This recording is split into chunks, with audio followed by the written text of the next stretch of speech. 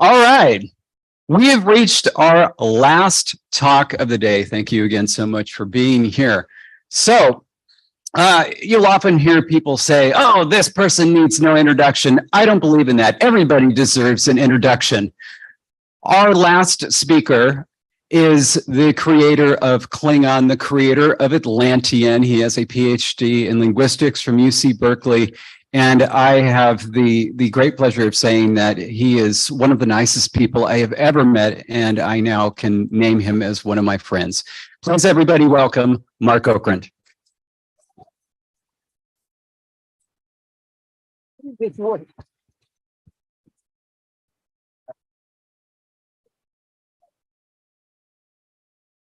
All right, and figure out this thing. This whole PowerPoint thing is very new to me.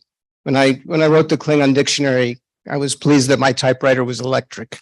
So, thank you everybody for coming, and thank you David and Jesse and Georgetown people for putting this on. This is great. This has been incredible.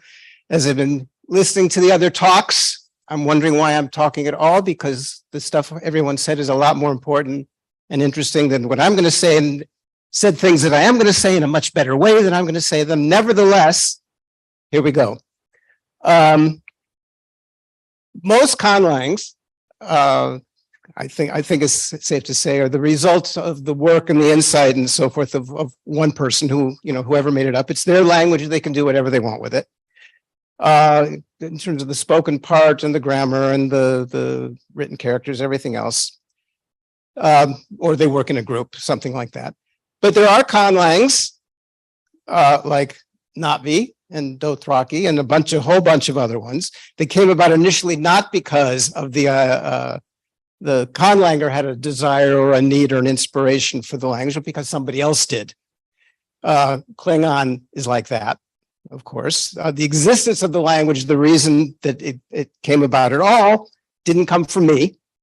It came from a whole bunch of people associated one way or another with Star Trek. But those people didn't go away after the moment of conception, if you will. They hung around. And I'm sure that this is kind of led to experiences that Jesse and David and some other folks, Paul, have had too. Klingon is hardly unique in this regard. Nevertheless, it's the one I know about, so that's what I'm going to talk about. Klingon, the language began, I guess, when the Klingons began, which was in the original Star Trek TV series in the 1960s. The language is mentioned in an episode called The Trouble with Tribbles, but it wasn't actually spoken until about 12 years later when the first movie came out, Star Trek The Motion Picture. We see at the beginning of the movie, there's Klingons, they have subtitles, they bark out some commands, say, "Tach," which means evasive. They is one guy. We-cha is tactical. That language was invented by a couple of people, John Poville, who was one of the producers, James Doohan, right, the actor who played Scotty all the time, based on a little bit of work that was done earlier than that by a guy named Harmut Scharf, who's the guy who created Vulcan that's in that movie. Poville, one of the creators of this thing, described the language, this is a direct quote here, as nonsense syllables, clicks, and grunts and hisses. That's what Klingon started as. And that was it, language-wise. There was 8 short instances of these grunts and hisses. Actually, there was a lot more, but it's in a scene where you can't hear it because it's way faded low in the background and they're talking English over it, so it doesn't count. So it's just those 8 things. That was it. And then they made another movie. Star Trek, they made 2 other movies. But anyway, they got around to Star Trek 3, and the writer, producer of that, a guy named Harv Bennett, decided that there should be a Klingon language, and he hired me to do that.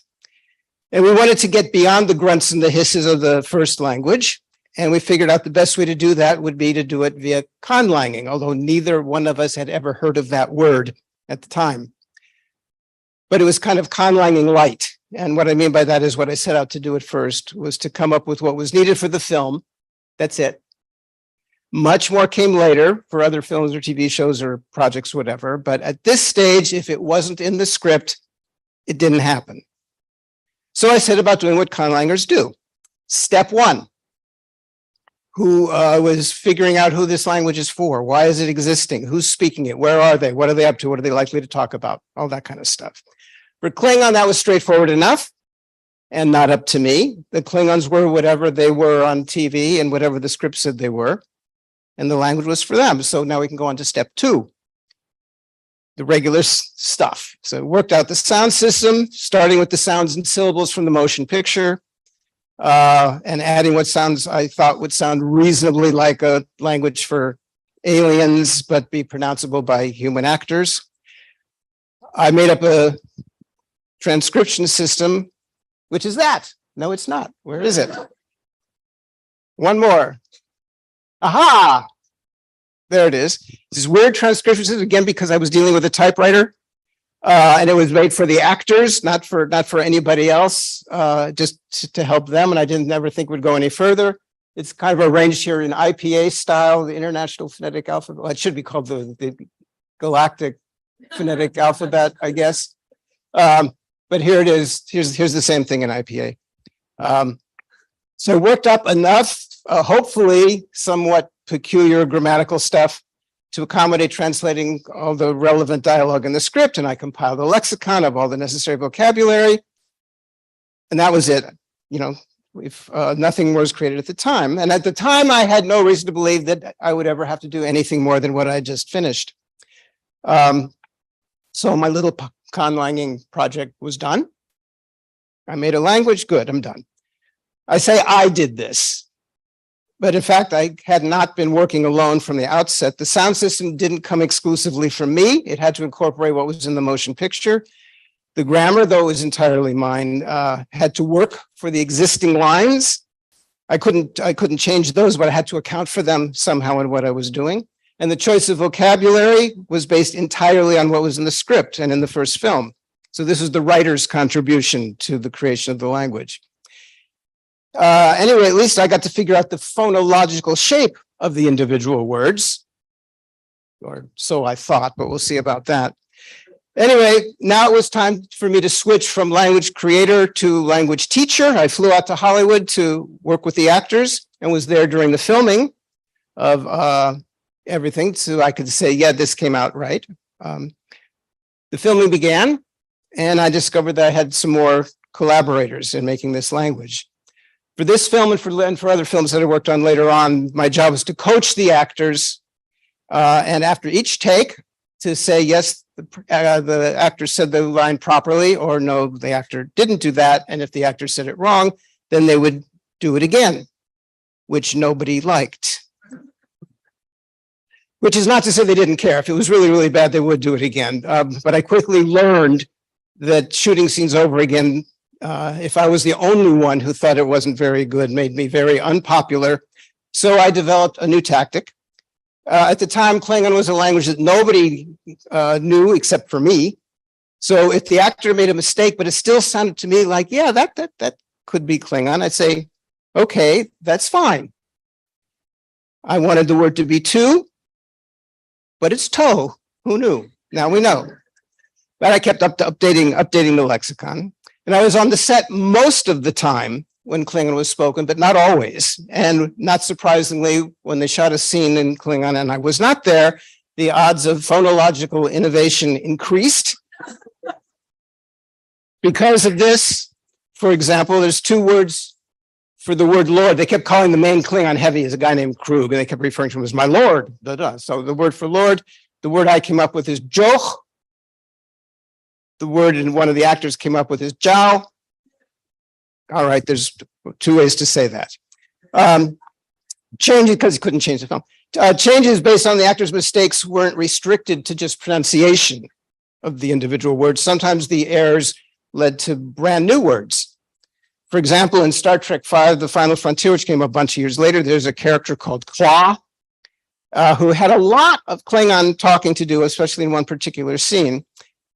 And at one point in that scene, he's supposed to say, according to the subtitle, shooting space garbage is no test of a warrior's mettle. He's shooting at Voyager. I mean, you know, our Voyager, not Star Trek Voyager.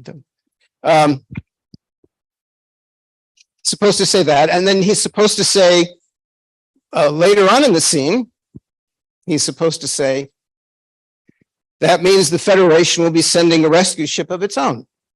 All right, that's what the subtitles say. The actor said that second line when he should have. He said, Vaj tog du daj ngech bet divit. It's just fine. But he goofed. And he also said that second line when he should have said the first one. Now, he realized that he'd made the mistake, and I realized that he made the mistake. But the director of the film, this guy named William Shatner, liked the take. And I was not about to argue with Captain Kirk.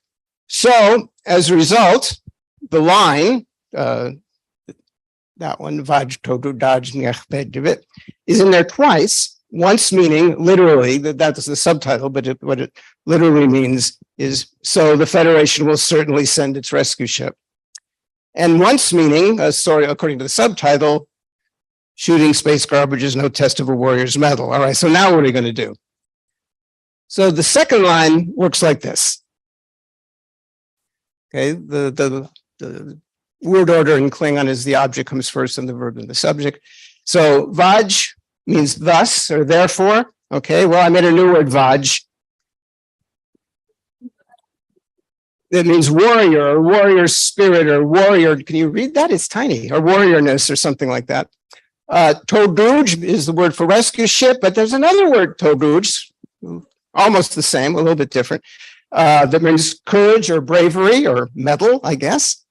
Dodge is a suffix that means it's. Well, there's another word, dodge, that means to test inconclusively. Nechbej means definitely send, certainly send. Well, now there's a new noun, nechbej, that means the cosmos. Gevit is the name, Klingon way to say Federation. Is that there? Yeah. But there's a new word, de, that means litter or rubble. And there's another new word, vit, that means marksmanship or sharpshooting. So cosmos garbage sharpshooting inconclusively tests warriors' bravery. It's not elegant and not what I would have done if I was starting from scratch, but it'll do. Oh, where did that come from? I went too far. Oh, no, we have to go through this whole silly thing again. There it is. Right? No, one more. There it is. Okay, that's what it is. Okay. This was accidental vocabulary building. The actor didn't set out to coin new words for the language, but that's what happened. The actors also never set out to change the grammar of the language either. However, in Star Trek 3, this guy Krug, right, the main guy, there's a scene in the film where he has 3 prisoners down on a planet, and to prove he's really tough and all that, he orders his henchman down there, his crew member, to kill one of the prisoners. Okay, and what he says, or what he's supposed to say, is kill one of them. I don't care which. That's what the subtitle says. The way to say that in Klingon at the time was "Ha yechoch vait deshachbe." Ha means one. Kill is the verb. Ye is an imperative prefix. Hoch means kill.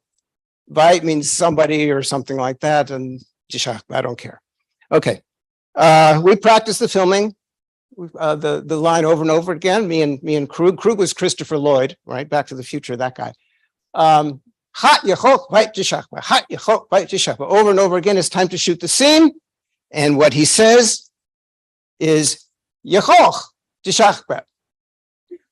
The director yells, cut. The director in this one is Leonard Nimoy, right? So I work for Mr. Spock. I've always wondered whether I should put the fact that I work for Mr. Spock and Captain Kirk on a resume. I don't know if that's a...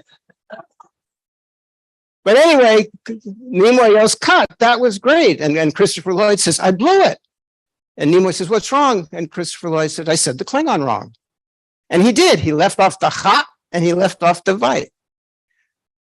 Nimoy says, Mark, how did the Klingon sound to you?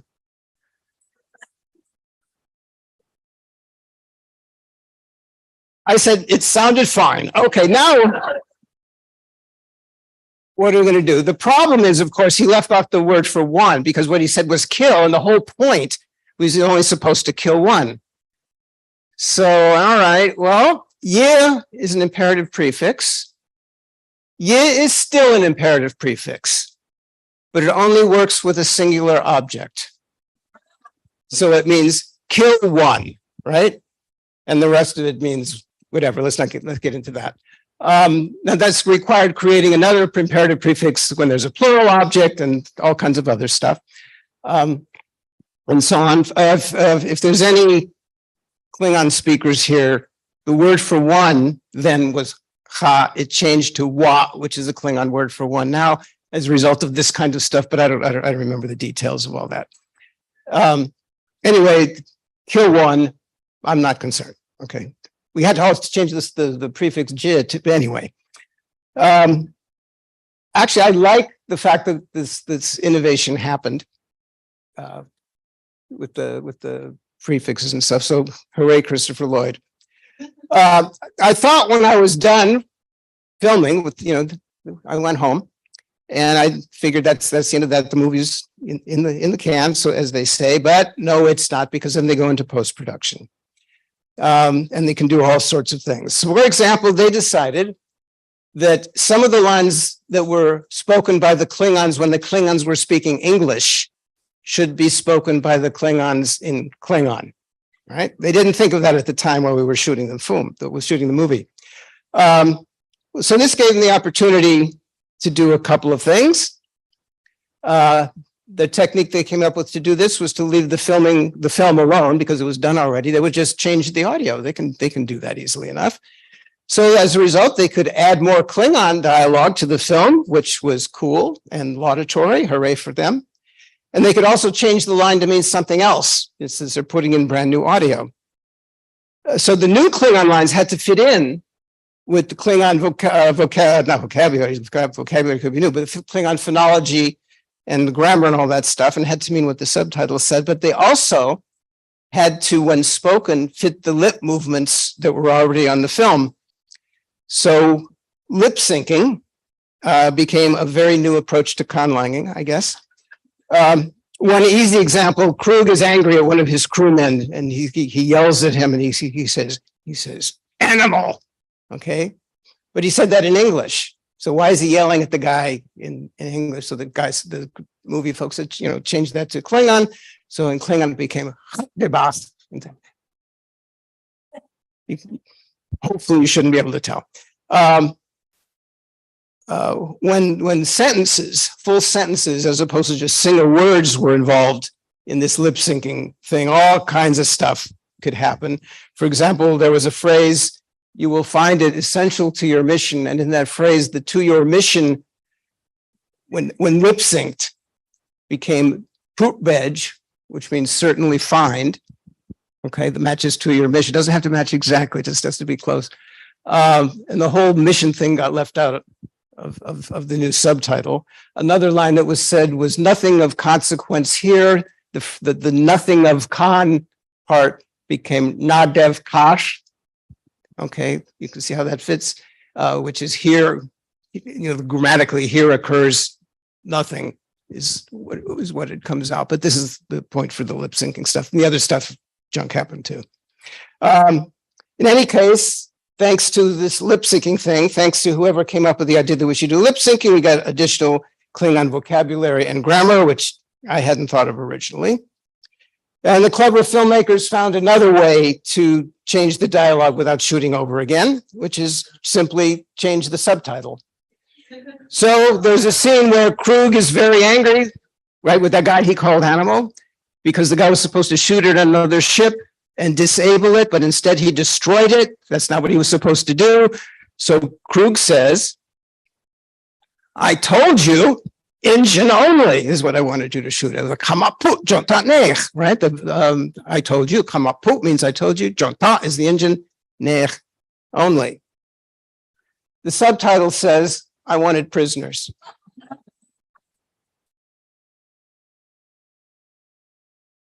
Now, the phrase jonta nech, meaning engine only is elsewhere in the movie, because when he gave the command in the first place, he says, just shoot at the engine. So I'm stuck with that. So what are we going to do with the rest of this thing? How are we going to make this say, I wanted prisoners? Well, the object comes first. So kama pu must be as the object. That must mean prisoners. So kama is prisoner and pu is a plural suffix, which I invented on the spot there. I already had a plural suffix. Now I had another plural suffix. So I had to make a distinction with what they were all about. So this is a plural suffix for, the way I described it, is beings capable of language. And there's, I said, well, I was at it. I made up a third plural suffix too. But anyway, ta became a verb followed by a suffix. Jon means capture. Ta is a brand new suffix that means to succeed at doing something. Nech I already had floating around meaning want. Okay, it happened to be homophonous with the otherness. So what he's saying here is sort of, I wanted to succeed in capturing prisoners, and he's under duress, so he's leaving out some grammatical niceties. Okay, fine. Now, during the filming of Star Trek III, there was a whole lot of interest in this language, mainly among the movie-making crew. So I came up with the idea, which in retrospect may or may not have been a good idea, of writing a book about it. This ended up being something called the Klingon Dictionary, which includes a brief description of the grammar followed by a dictionary, a lot of words. And the words in the dictionary, when the first draft, was all the words that I made up for the film, whether they ended up in the movie or not, because when you make a movie, a lot of stuff gets lost. And that but it did include all the stuff that came about as a result of this movie making and post-production stuff and all that kind of thing. This was a very small dictionary, a very slim dictionary. The movie didn't call for that much Klingon speaking. So I went through the original Star Trek, went back to the original Star Trek TV shows and added Star Trek-y words, such as the word for planet. The word for planet never came up in the movie in Klingon. And warp drive and ship and communicator and all these Star Trek terms. And the word Klingon never came up in the movie too. So I got to make up a word for Klingon and put it in the dictionary. So I added that, and it was still a pretty skinny book. So I added more vocabulary, but in adding more, I avoided adding anything that had anything to do with Klingon culture or anything about their planet or anything about their technology. And the reason for that is I wasn't a writer of the TV show or the movies. I was not the world builder. I'd been given a world to work in, but not a world to construct. That was for other people to do. So I figure I'll just fill in, if they keep doing this, I'll fill in the words later on. That's not entirely true because I put in some other stuff that I just wanted to. I put in the word for cockroach, because I figured they would survive into the 23rd century and probably stow away on a spaceship and go out and populate the world or something. I put in the word for chocolate because the editor told me to. Anyway, all these various additions and modifications to the original language that I've talked about came about from the actors or the writers or other filmmakers making mistakes or making decisions that ended up influencing the language. But none of these actions was done with the intent of altering the language. They may have wanted to change a word or something, change a line, but they weren't concerned about what else might happen to the language as a result of doing this kind of thing. This isn't always the case. Not everything is accidental or happenstance. When Star Trek: The Next Generation came around and later shows Deep Space Nine and all these things, the Klingons became very popular. Not just as fierce enemies, but now they had this complex culture and honor became a big deal. And it made sense to use the language in these later TV shows, and they did, which is great. But how they did depended on the particular writers or producers or actors or something in the episode. So this created a whole gaggle of conlanging collaborators for me. If a character said something in Klingon in the Star Trek episode, it was automatically legit. It was on TV, it counts, no matter how it differed from the vocabulary or sound or grammatical systems that I'd come up with. Occasionally, to do this, they consulted with me. Sometimes, note the word occasionally, sometimes they used the dictionary. So sometimes everything was fine. Sometimes they used the dictionary, but it wasn't so fine.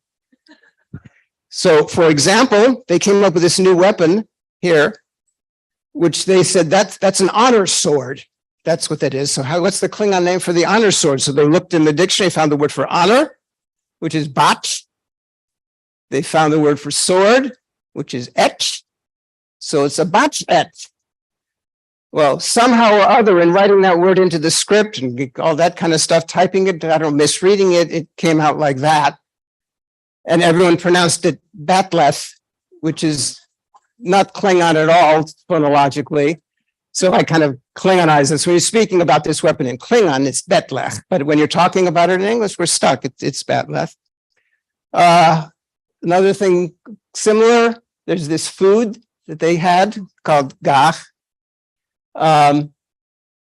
They spelled it that way, but pronounced it gach and gach and gich, depending on who the actor. All these, maybe that's because of what it looks like. I don't know. Anyway, they said this is. They described this as meaning serpent worms. What in the world is a serpent worm? Well, in the dictionary, there's this word that's defined as serpent, comma,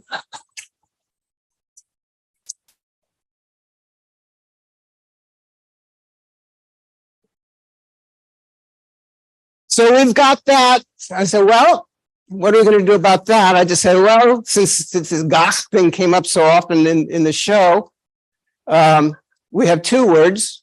We have gach, which is serpent worms prepared as food, and the original word, which is the ones out in the wild. The most common technique they developed in making up Klingon words for the show, though, was just that, making it up. But again, all of this counted. And if the word didn't fit into Klingon phonology exactly, I treated it as, well, they just mispronounced the word and would come up with a standard correct way that they should have said the thing. So here's a whole bunch of those. The one on the left was their spelling, what it means, and the way I decided it should be. So this warrior's knife thing is parmakai, is parmakai in correct Klingon. Patach, they spell it all kinds of, that's a really bad thing to call somebody. That's patach. They made up this ceremony called a rustai, which is rushtai in proper Klingon. But that one, I thought that one was pretty good because that gave me two words. That gave me rush, which is a bond, right? A connection, and tie, ceremony. Great, we got two words out of that thing that they made up. And once we have that tie word for ceremony, we could put all kinds of ceremonies. So it helped a lot with vocabulary building. So anyway, I kept track of all this stuff and incorporated new things into the language. As a result, at least when I knew about it, I keep discovering stuff that's in episodes when I watch them. I can say, I didn't catch that before. What's that all about? It keeps coming up. They did it a lot of, anyway.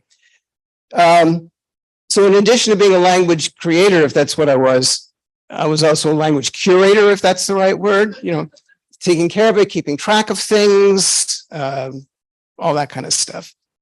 Well, these movie and TV people kept coming up with more and more stuff. I want to be clear at this point that I'm not complaining about any of this. Okay, I'm not unhappy about it. It's part of what made the whole thing fun and interesting. So hooray. Anyway, the writers of Star Trek were not the only ones who had access to this dictionary.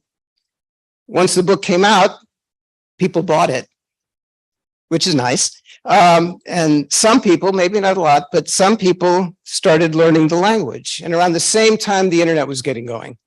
So people were able to find each other, and a whole new community developed of Klingon speakers.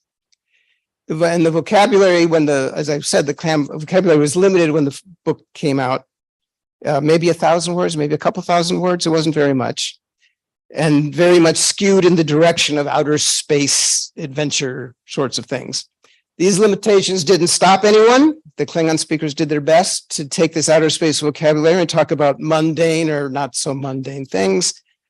They translated songs, they translated works of literature, like some Shakespeare, the Epic of Gilgamesh, all kinds of other things. They wrote original songs, original stories, and as time has gone along, they've been doing this more and more and more and more. And at some point, with all this attention going, all this fuss about the language going on, somebody at Paramount or someplace realized that there was marketing opportunities involving Klingon. So we now have Conlang feeding the needs of merch. And all these products are not for Klingons in space. They're for human consumers here on Earth. So, for example, I don't know, 10 or 12 years ago, they came out with a Klingon version of Monopoly. And I was asked to come up with Klingon translations of the components of the Monopoly game. So we now have a term for mortgage. The word for mortgage is also the word for ransom.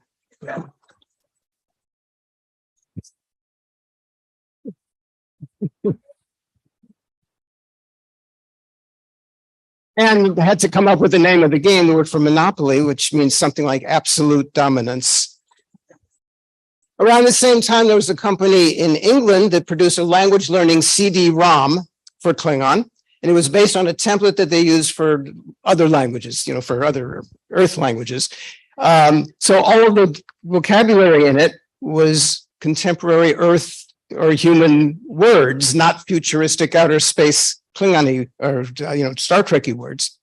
So it was necessary to come up with Klingon words for such non-Klingon things as toothpaste and aspirin. The word for toothpaste really means tooth cleaning fat.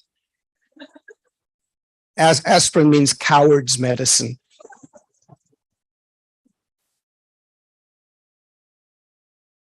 Now, all these new things that came into the language via Monopoly and other things, along with what the Klingon speakers themselves were doing, were in some way, a little bit different from what was added from time to time from the films and the movies. And by that, I mean that the world in which the language is being used was a different world, and I guess a different time, different century, which takes me back to step one of language creation here.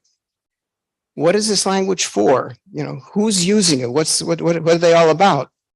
And when it all began, the answer was, 23rd, I guess, century Klingons doing Klingon-y things in the Star Trek context. So some features of the language or language usage were geared for that. But more and more, the language is being used for things not on TV, not in the movies. And over the past few years, these 21st century Klingon speakers here on Earth have become more and more and more active, both in face-to-face conversations, in person or Zoom kinds of things, and translating things and writing original works. And not surprisingly, over the years, they have found the existing vocabulary to be inadequate. And I'm still considered the source, which is their decision, not mine. So they come to me with requests for new words. And they also ask for clarifications about existing vocabulary or grammar that's either not explained or not explained very well in the dictionary, often because I didn't think about that particular question when I was writing the thing. So, for example, there's a word in the dictionary, the definition is leak. Does that mean, can you apply this word for water, leaking water or leaking gas? Or both? And what about leaking information? Could you use it for that as well? And is the subject of leak the water or the bucket?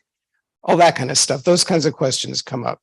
So as vocabulary, I don't know the answer to those yet.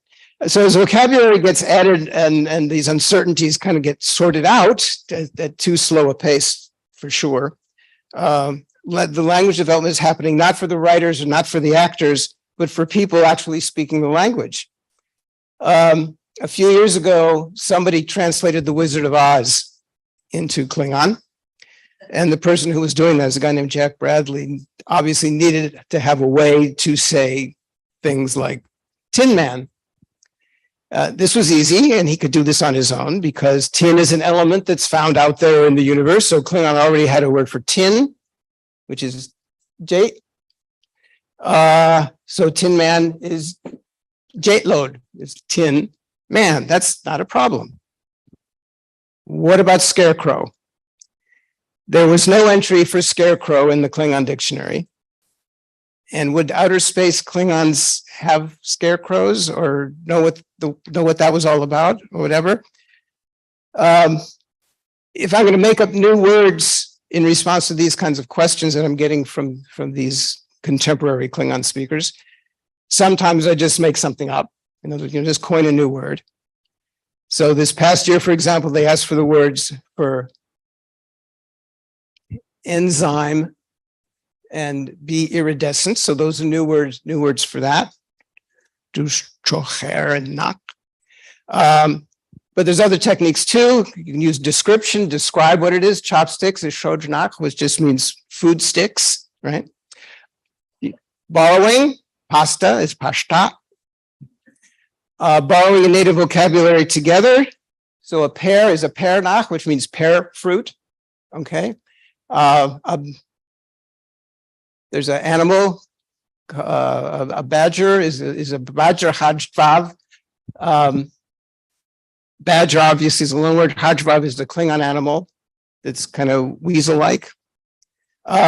Sometimes you can use the Klingon word along with some kind of clarification.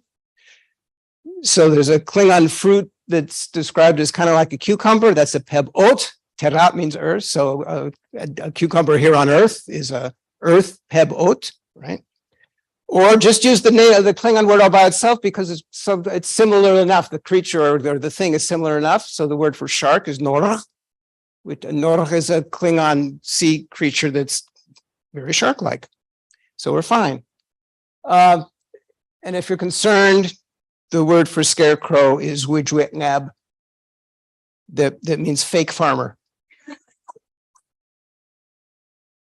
And if they don't ask, these speakers, if they don't ask the questions or haven't yet asked or are waiting on an answer, they don't just wait around.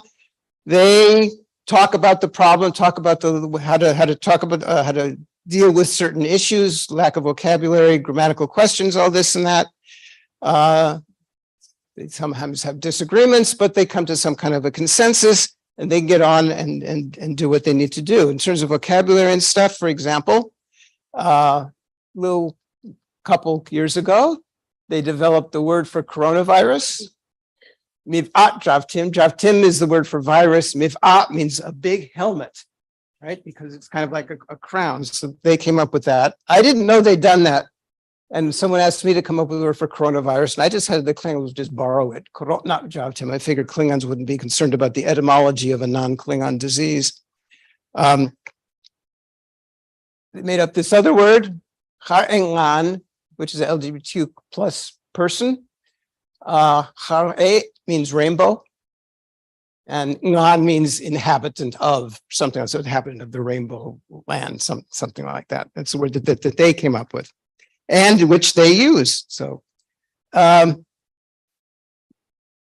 new words, just making new vocabulary doesn't necessarily change the nature of the language. On the other hand, Klingon was originally designed for, as I say, for Star Trek, Klingons in Star Trek. So beyond what was intended to be alien phonology and sort of peculiar grammar, I guess, the language had some features that I built into it that might be considered specific to or consistent with that world, that Star Trek-y world. So looking again, it's just vocabulary. There are some general words for the verb fight. There's just to fight. Okay, the Rob one is when there's a lot of people fighting. The Shuv one is more general. But fighting is very important. If you're a Klingon, they're a warrior race, we're told. So there's a whole number of words for fighting depending on severity. That last one is the worst kind of fighting you can do. Another thing that's important to Klingons, important in the Klingon world, is foreheads. That's the general word for forehead. Klingons all over the place use that word, but there's also regional variation. There's lots of ways to talk about foreheads in Klingon.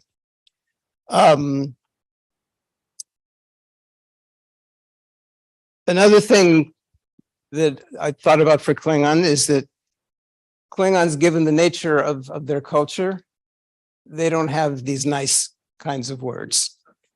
They're just gone. Okay, they don't exist. But when I was working on the film, people kept coming up to me and saying, say something in Klingon. I say, what should I say? They say, hi, how are you? And I'd say, a Klingon wouldn't say that.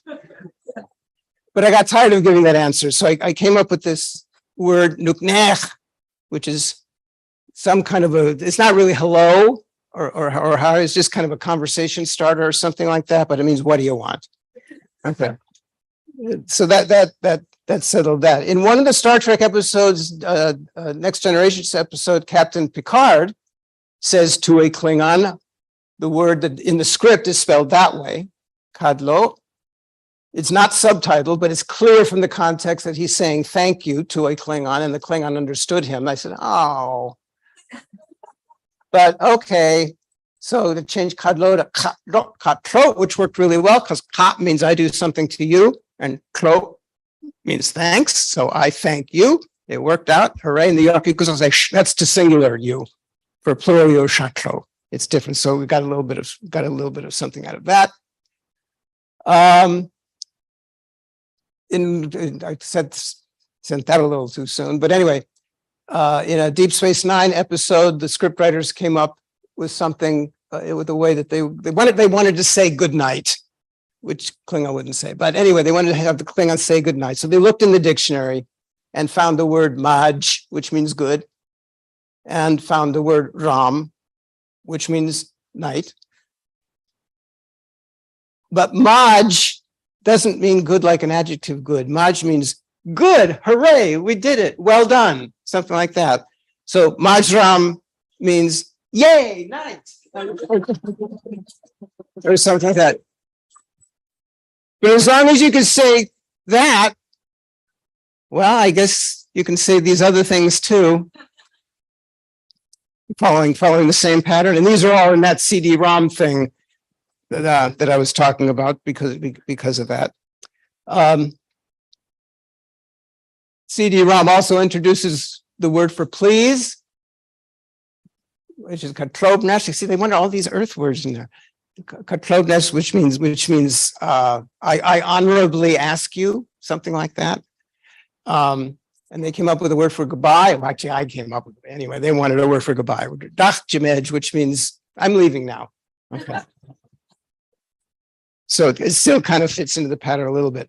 So while the basic nature, the character of the language remains intact, the more and more these humans are using it, or the language is being thought about in the context of human contemporary usage, the more and more new words and features are added are added into there, and the language changes in that human Earth direction. At the same time, it continues to be used as originally intended for the Klingons in the Star Trek. It's been used in all 5 of the currently available Star Trek shows on TV. They're not on TV; they're streaming, whatever you call that. It's been in all of them, mostly in Discovery, but it's been all of them. Lower Decks, the cartoon one, actually used Klingon in one of the. This is the title of the show. They put on that. Doesn't mean Lower Decks. It's the name of the episodes. Wedgduj means 3 ships. So these 2 worlds seem to have merged somehow. I guess there's a time travel episode in our future, or a wormhole, or something to explain all this. But it doesn't make any difference. With this merging, it became a shift, and what this shift is by determining, by the speakers determining what the new words are supposed to be by asking for them, or by zeroing in on the grammatical issues, grammatical little details, and by innovating ways to say things. The Klingon speakers, the ones here on Earth now, have become the main force shaping the development of and the progress of the language. The earlier language influencers, meaning the filmmakers, are still in the mix. But the amount of material that's written or spoken or recorded by speakers here on Earth, far, far, far exceeds the amount of material written or heard in any Star Trek TV show or game or book. So these days, if I get a request for something or other, it's much less likely to come from Hollywood or Toronto now. for things like cloaking field emitter monitor, right, which is the kinds of questions I used to get. And I'm far more likely to get a request from the Klingon speakers when you know something about charcoal or kangaroos or polynomial expressions or parapsychology. These are all real recent requests. Now that it's no longer an artifact of Hollywood alone, the language has not only flourished, the things influencing the language's development have shifted as well, from unintentional influences with mistakes and just popping things in because the writers felt like it, to serving the use of the actual language, the use of the users, yes, is what I was going to say. A common question I would get over the years is, how long did it take you to create Klingon? And if you ask me that right now, my answer would be, so far, 39 years.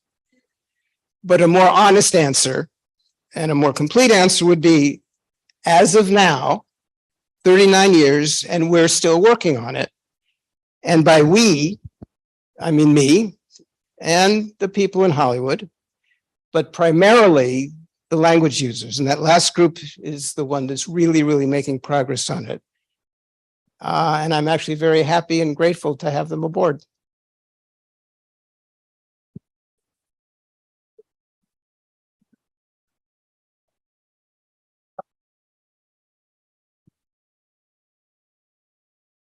Okay, so this is the last talk, so ask all of your questions. We'll take the next 7.5 hours for questions.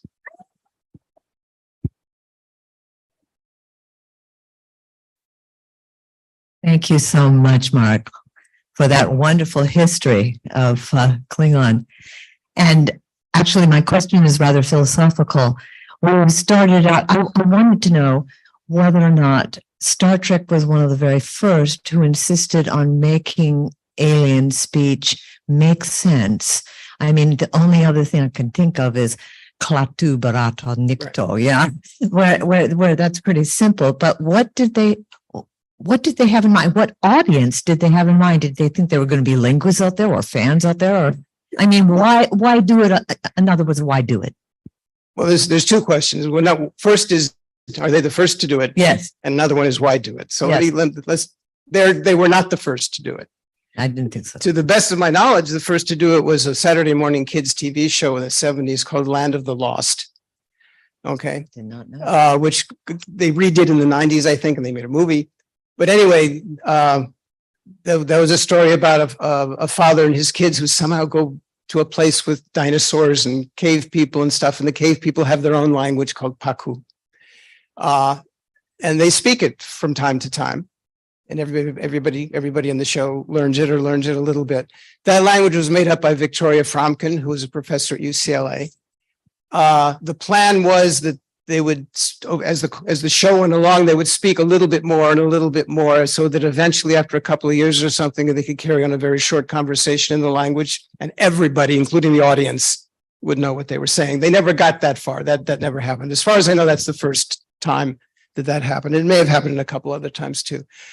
For Klingon, this was Harv Bennett. It was the writer, the producer. He decided to make it real in joint conversation with me. He wanted to have a language, but in talking with me, I said, well, in order to make the language sound like it's something real, it has to be real. Yeah, it's part of the verisimilitude of their culture. Right. And the thinking was, they could go to a lot of trouble to make the science right and the history right, more or less.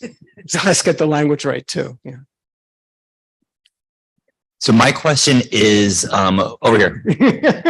What is the oddest request that you had by a fan to, like, what word to make? I don't know.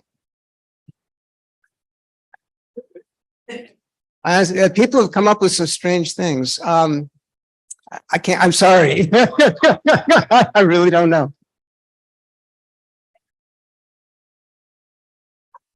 When you were like originally drafting Klingon, you had no idea like what it would become. If you could go back now with full knowledge of like how Klingon is shaped and change things retroactively, what would you change? Alternatively, what are things that like you made decisions on that had given you a lot of trouble because you didn't realize, Yeah. what it'd shape up into? Yeah, you've got a half an hour and a half.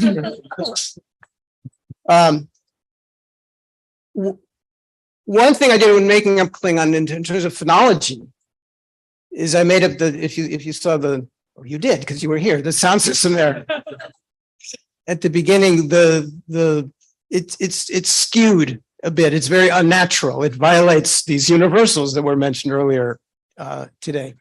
And as a result, it's hard to pronounce if you pronounce it correctly. And that was intentional. It was supposed to not fit comfortably. It's doable, but not fit comfortably in a human mouth because these are not human speakers in theory, right? These Klingon guys. And I knew that going into it, but I figured that's okay. I'd work with the actors. We'd practice and practice. They would finally get it. They only had to say it once, right? It's not a play. They didn't have to say it every night. Okay, so we could get by. I had no idea that people were going to try to speak this thing. I think I might have made the phonology easier to pronounce.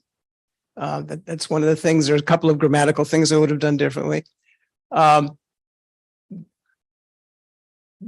main thing the idea that sparked, your question just sparked, is because all this stuff is on film. Okay, there it is. I don't like it, something or other. I wish I'd done it differently. I'm stuck. So there's a lot of things I'm stuck with. There's a lot of, particular sentences. Oh, gee, I shouldn't have translated it that way. I should have done it some other way. Too bad that's the role model. That's the way to do it. Yeah, there's a number of things like that. A couple of grammatical. Why in the world did I do that? Because now when I try to translate something, it just drives me crazy. So. Go ahead. Hello, thank you so much. I was curious if there was a specific moment when you realized this language was out of your control and if your feelings then have changed from now. So I don't know, were you feeling overprotective, proud? I guess I realized it was out of control when I went to several meetings of the Klingon languages. Well, about 29 years ago, I got a call from somebody who introduced himself as the head of something called the Klingon Language Institute. And I said, what in the world is that? I didn't know there was such a thing. And we got together. He said, oh, yeah. And we write things and talk to each other. And we get together and, come to our meeting and stuff. So I came to one of their meetings and there's people actually knowing this stuff. And I said, what is going on here? Yeah, I had no idea at all. In terms of being protective, I don't feel, I feel a little bit protective, and I don't want to go off all really screwy, but I hope I said just now that I'm really happy with the idea that these people, the speakers, are doing it on their own, and they're much more into it than I am. They can cite stuff. I said that. When did I say that? That kind of thing. Just completely out of curiosity, do you do any of your own personal comedy aside from stuff that you do for media? No. I've only done, as I say, when I started doing it, I didn't even know what this was all about. I knew I knew Tolkien and all this kind of stuff, but I didn't know what's so involved. It's kind of today I've learned 10 times as much as I knew, and I thought I knew a lot. But anyway. Hi. How has the more distributed authorship of Klingon, with some people contributing things knowingly or unknowingly, shaped how you view ownership of conlangs and languages more generally? There's a whole thing about ownership. I think it depends on what you want to do with it, and my experience has been ones that have been on television and in movies and stuff. So they're out there. And my feeling is once it's out there, it's out there. It's not owned by anybody. It's to be used by whoever wants to use it. Now you have to be careful. You can't just go changing it around any old which way, because then you won't understand each other and it's no fun and not useful. But as long as you pay attention to what you're doing, it's yours, meaning you the user, you the viewer. It's not mine anymore. It never was mine. Of course, there's a big legal issue about that. So. Questions? Hello. No. How fluent would you say you are in Klingon yourself? I'm crappy. All right. Rather than Klingon, I would like to ask you a question about Atlantean, Doctor. Basically, well, we all know that Disney's Atlantis was not as successful as they hoped, so they canceled the plans for a franchise, and nowadays it's a bit of a cult classic, but it appears they're not planning to remake it or anything. Basically, after the movie came out, was there some sort of Atlantean speaking community like there was one with Klingon? Have you received, for instance, requests from fans who wanted to know how to say something in Atlantean? Have you ever been asked to, I don't know, invent some new words, or do you know whether there was some sort of unofficial Atlantean language institute? Yeah, Atlantis, there was a Walt Disney animated feature, is the correct term, right? Called Atlantis, the Lost Empire, that came out now it's about 22 years ago, 23 years ago. Do you know this movie? There's a lot of conlangers tend to know this movie. I just got an email from some people in Denmark who told me that they have an annual event, this conlanging group in Denmark, where they get together to watch this movie, Atlantis, because, you know, the hero is a linguist, after all, if you know the movie. So I did the language for that, Atlantean, and the movie came out and it didn't do well, which is to say it didn't do well from a Walt Disney perspective. It probably made millions and millions and millions of dollars, but it didn't make billions or something. Anyway, for whatever reason, they decided not to make a sequel or anything. And that was sort of the end of it. And as far as I knew, that was the end of the language as well, that nobody was paying attention to it and so on. It turns out that's not true. There was a little bit more usage of the language in Disney World and places like that. They made an Atlantis ride or something, and there was Atlantean writing on the walls there. I think it was English using the Latin Atlantean characters as opposed to the real language. But anyway, there was a maintenance, an acknowledgement of the language. I didn't know until a few years ago that people were still interested in the language. When I did start getting little nibbles here and there about, you know, when is the dictionary coming out, and is there going to be any more, and things like that. I don't know what's going to happen in the future. I'm not aware there's been websites and stuff about it, which are actually pretty good. I don't know where they got all the information from, because I never put it out anywhere. But they're pretty good. Is anything going to come of that? I don't know. I don't know why there was this resurgence all of a sudden, but actually 3 or 4 people today have asked me about Atlantean. So who knows? Well, thank you, Doctor. I've been asked to create a language for an audio series, and the creators specifically said they were inspired to seek a conlanger because they had seen Atlantis. So, but partly thanks to you and your involvement in the movie. I've got an opportunity to create a conlang 2 for work. So thank you, Doctor. And I would like to transmit the thanks from the maker of the series. Tell him thank you for the acknowledgement. Yeah, we're done. Thank you so much.